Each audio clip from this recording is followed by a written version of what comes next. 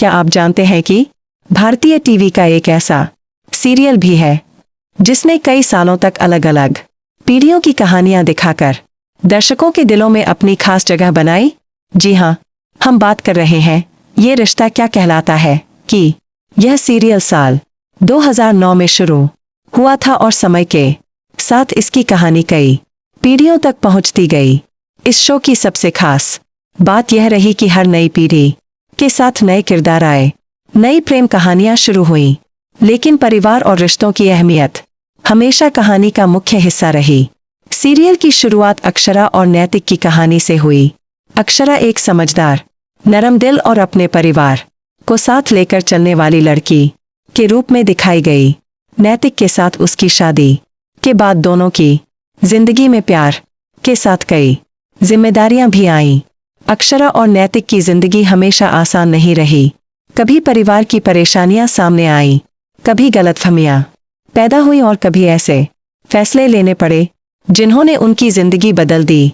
लेकिन इन सभी परिस्थितियों के बावजूद दोनों ने अपने रिश्ते और परिवार को महत्व दिया। समय बीतता गया और कहानी ने एक नई पीढ़ी की तरफ कदम बढ़ाया। अब कहानी में नायरा और कार्तिक की एंट्री हुई। नायरा का किरदार भी दर्शकों को बहुत पसंद आया। वह अपने सपनों को पूरा करना चाहती थी, लेकिन साथ ही अपने परिवार और रिश्तों को भी महत्व देती थी।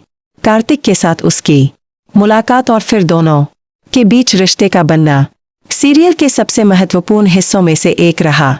नायरा और कार्तिक की जोड़ी को दर्शकों ने खूब पसंद किया। दोनों की कहानी में प्यार भी था, भावनाएं भी थीं और परिवार से जुड़ी कई मुश्किलें भी।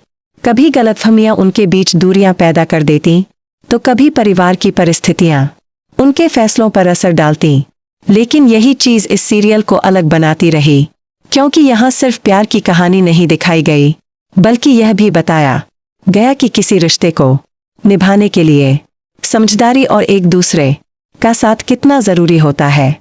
समय के साथ कहानी में और भी बदलाव आए। सीरत जैसे किरदार भी कहानी का महत्वपूर्ण हिस्सा बने और सीरियल एक बार फिर नई दिशा में आगे बढ़ा। फिर कहानी एक और नई पीढ़ी तक पहुंची, जहां अक्षरा और अभिमन्यु की कहानी सामने आई। अक्षरा और अभिमन्यु की मुलाकात, उनके बीच बढ़ता रिश्ता और फिर परिवार से जुड़ी परिस्थितियों ने सीरियल में एक नया अध्याय शुरू किया। इन दोनों के रिश्ते में भी कई उतार चढ़ाव आए। कभी परिस्थितियों ने उन्हें एक दूसरे से दूर किया, तो कभी भावनाओं ने उन्हें फिर करीब लाने का काम किया। इस कहानी के जरिए एक बार फिर यही दिखाया गया कि रिश्ते सिर्फ खुशियों का नाम नहीं होते, बल्कि उनमें धैर्य, समझदारी और एक दूसरे को समझने की जरूरत भी होती है। इसके बाद कहानी में नई पीढ़ी के किरदार सामने आते गए और सीरियल लगातार आगे बढ़ता रहा।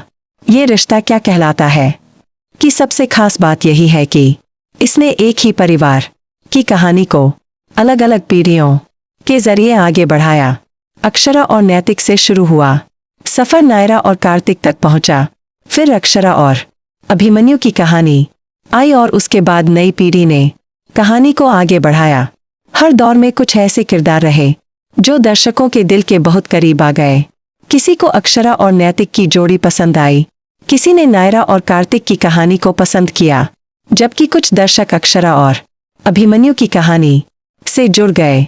लेकिन इन सभी कहानियों के बीच एक चीज हमेशा समान रही, रिश्तों की अहमियत।